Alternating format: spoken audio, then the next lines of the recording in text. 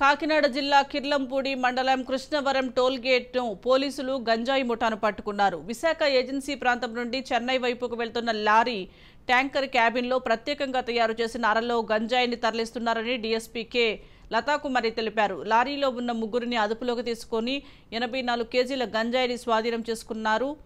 అలాగే లారీని సీజ్ చేశారు.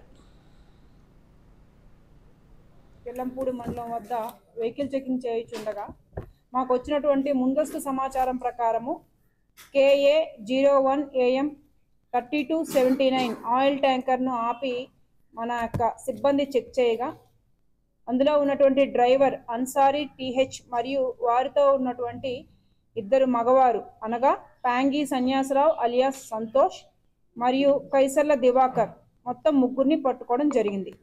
మొత్తం 43 ప్యాకెట్లు టోటల్ వెయిట్ 84.660 కేజీలు గంజాయిని పట్టుకోవడం జరిగింది.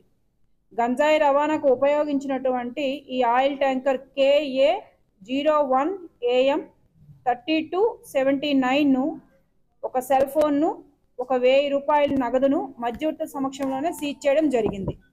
దానిని ఏటిగైరంపేటకు చెందినటువంటి దివాకర్ అనే వ్యక్తి ద్వారా ఏజెన్సీ నుంచి